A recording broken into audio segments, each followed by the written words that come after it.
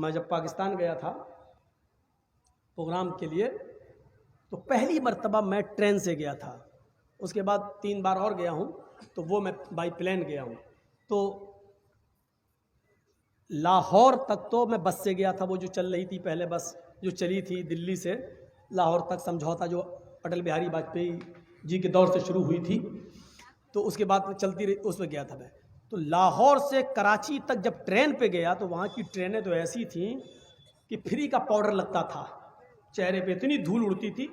बहरहाल पहुँचे तो हर स्टेशन पर एक मज़ार बना हुआ है। लाहौर से कराची तक 24 घंटे बल्कि 28 घंटे लगे थे मुझे पहुंचने में। तेज़ रू एक्सप्रेस थी वो, उसका नाम तेज़ रू एक्सप्रेस।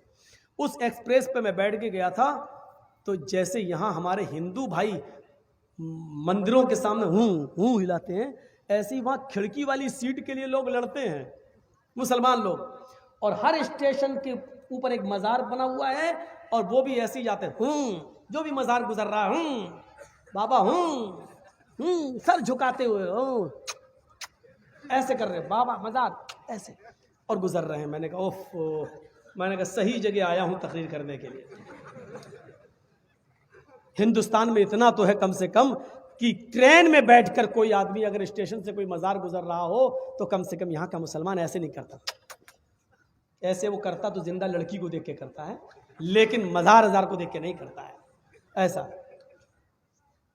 पाकिस्तान के हालात यहां से भी ज्यादा शिर्क और बिदात पर, उससे भी ज्यादा।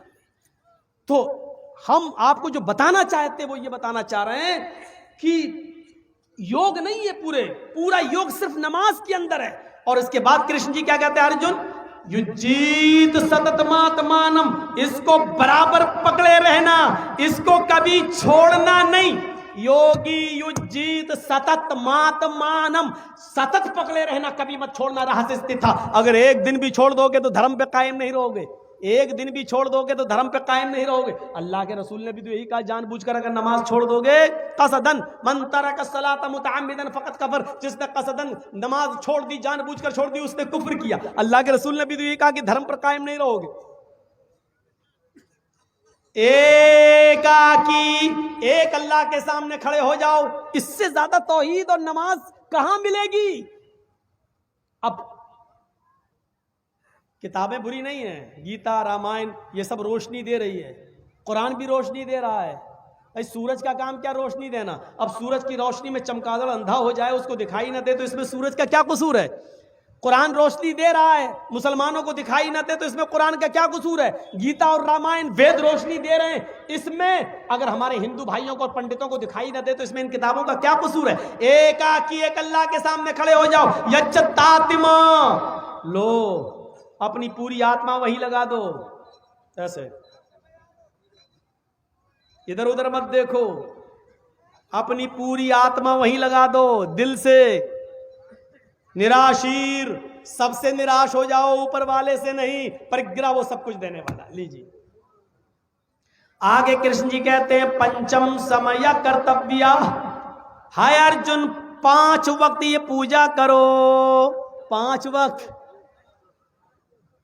पवित्र धरती पाक जमीन तलाश करो, और अगर पाक जमीन पवित्र धरती ना मिले, धरती जमीन तुम्हें पाक ना मिले, मिर्गा चर्म, तो हिरण की खाल, मिर्ग मानी हिरन, मिर्ग मानी हिरन, चर्म मानी चमड़ा, हिरन का चमड़ा बिछा लो, हिरन के चमड़े पर तुम ये पूजा कर लो। यानी हलाल जानवरों का चमड़ा भी हिंदू धर्म के अंदर हलाल है, उस पर खड़े होकर नमाज पढ़ी जा सकती है।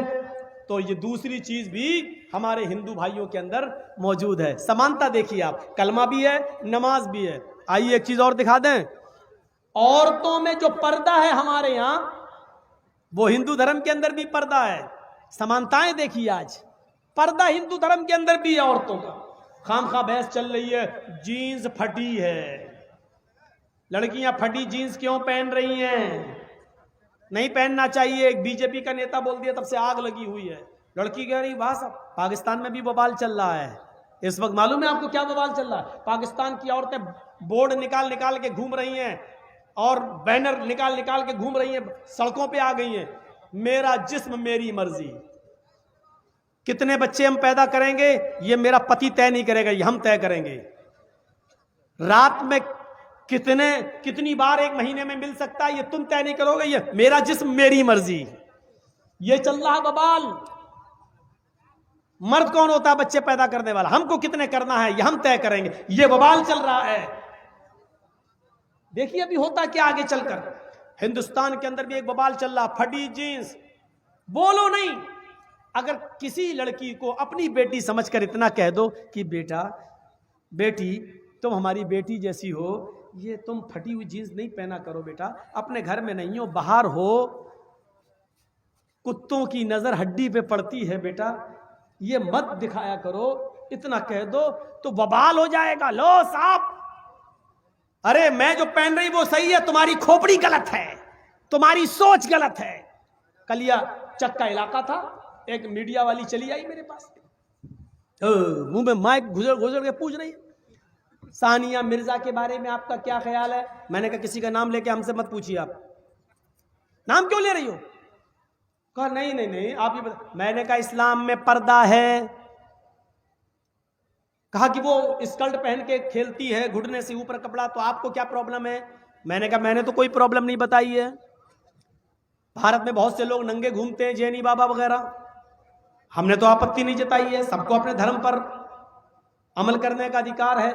मैं तो मुसलमानों के लिए ये फतवा देता हूं कि कोई भी मुसलमान औरत बेपर्दा नहीं घूम सकती है। इस्लाम में पर्दा है, बस जिसका दिल चाहे करे, जिसका दिल चाहता नहीं करता ना करे, हमें उससे क्या मतलब। सानिया मिर्जा अगर स्कर्ट पहन के खेलती है तो आपको क्या आपत्ति है? किसी की भी मां बहन बेटी अगर, उसने तो बहुत बुरा जुमला इस्तेमाल किया चड्डी का, अगर वो चड्डी पहन के पैंटी पहन के घूम रही है तो आपको क्या एतराज है? मैंने कहा मैडम आप नंगी होके घूमिए, मुझे फिर भी एतराज नहीं है। आप क्यों बदतमीज है? हमने क्यों हुआ? सोच बदली है अपनी। हमसे बार बार कह रही सोच बदलो, अपनी सोच बदलो। नंगी घूमिए, हमें क्या फर्क पड़ रहा है? जाइए नंगी घूमिए भाई, हमने अपनी सोच बदल ली। चमड़ा है, चेहरा दिखा सकते हो, इसलिए शर्मगाह भी दिखा सकते हो। हाथ दिखाने का अधिकार है, शर्मगाह भी दिखाइए। कौन मना कर रहा है आपको? है बड़ा बेहुदा नहीं, बड़ा गुंडा मौलवी है। अजीब सिस्टम है। एक बार एक साहब के यहाँ बंबई पहुंच गए, बहुत दिनों की बात है, 18-20 साल पहले की। साहब वो लड़की मेरी तकरीर सुनने के वो दावत कर गई, मौलाना कल का नाश्ता मेरे घर पे। अब मेरी उम्र उस वक्त और कम ऐसी थी, 18-19 साल की, 20 साल रहा होगा। अब वो दावत कर दी तो महाराष्ट्र यूनिवर्सिटी में पढ़ने वाली लड़की, अब वो नाश्ता लेके अपने घर में आई तो वो चिपका हुआ कपड़ा, वो लोअर वोअर होता नहीं है बिल्कुल, टी शर्ट में वैसे पहन के नाश्ता लगाने लगी। मेरे साथ एक बहुत बड़े मौलाना भी थे, नाम नहीं बताऊंगा। जैसी नाश्ता करके रखी, मैंने कहा सिस्टर सुनिए, थोड़ा सा आप कपड़े अगर चेंज कर लेती तो अच्छा होता। बूढ़े मौलाना थे वो हमारे बगल में, उनकी भी नाश्ते की दावत थी। वो तो कुछ नहीं बोले। लड़की कहती है ऐसा, व्हाट इज प्रॉब्लम? मैंने कहा इंग्लिश तो हमें ज़्यादा आती वाती नहीं है, लेकिन तुम्हें प्रॉब्लम नहीं होगी, हमें प्रॉब्लम है। कल की तकरीर सुनी आपने, वेदों के मंत्र सुनाए तो लगा कि आप मॉडर्न मौलाना है। आपकी दावत करती, आप तो पुराने खोपड़ी वाले मौलाना निकले। डांटने लगी हमको। अब मौलाना हमको इशारा कर रहे हैं ऐसे। मैंने कहा मौलाना आप बूढ़े हो चुके हैं, आपको प्रॉब्लम नहीं, हम जवान, हमें प्रॉब्लम हो रही है भाई। जाइए इसको कहिए कि कपड़ा बदल के आए, दूसरे कपड़े पहन के आए भाई। इसके बाप से ये मौलाना क्या तरक्की करेंगे और क्या करने देंगे लड़कियों के लिए। इतनी पागल लड़की बोलती चली गई, बहुत ज्यादा बोल गई। मैं सुनता रहा, भाई तेरा घर है, घर का तो कुत्ता भी शेर होता है। सुनते सुनते मैं पक गया। मुझे तरक्की करना है, मैं नकाब ओढ़ के जाऊंगी पढ़ने के लिए। मैं नकाब में क्या तरक्की कर सकती है? मुझे तो बहुत तरक्की करना है, बहुत तरक्की करना है। अरे जब मेरा दिमाग पक गया तरक्की तरक्की तरक्की सुन सुन के, तो मैंने कहा मैडम आप बहुत तरक्की करेंगी, मुझे लगता बहुत ऊपर जाएंगी आप, बिल्कुल जाना है मुझे। कहती पहले जमाने के अंदर हज के लिए लोग 4-4 महीने में पहुंचते थे, घोड़े का सफर करके, ऊंट का सफर करके। आज 4 घंटे में पहुंच जाते, जमाना ये आ गया है। मैंने कहा आप भी बहुत तेज रफ्तार से चलेंगी मैडम, ये मेरा वादा है, बिल्कुल मुझे चलना है। मैंने कहा पहले जमाने की औरत 9 महीने में बच्चा पैदा करती थी, तुम 9 दिन में पैदा करके दिखाओगी, मुझे उम्मीद है बहुत तरक्की करोगी। हट, बड़ा बेहुदा मौलवी है, गुंडा मौलवी है। हमने ये कह दिया तो गुंडे हो गए। हमने ये कह दिया तो गुंडे हो गए। अजीब सूरत मजाक बना के रख दिया मेरे भाइयों। हिंदू धर्म में भी पर्दा है, ईसाई नन्हे भी पर्दा करती हैं। आप देख लीजिए ट्रेनों में सर छुपाए होंगी बाल और एक सलीब उनके लटकी होगी, बिल्कुल ऐसा लगता है जैसे नकाब पहने हुए हैं, सब चेहरा छिपा हुआ, चेहरा खुला हुआ है। बस हिंदू धर्म में तो इतना पर्दा है कि वाल्मीकि जी की रामायण अगर आप पढ़ेंगे तो उसमें यहां तक लिखा है कि रामचंद्र जी की पत्नी सीता का जब हरण हुआ और रावण लेके जब भागा तो हनुमान और लक्ष्मण जब तलाश करने के लिए गए तो सीता जी बड़ी चालाक थी, कहीं चप्पल फेंक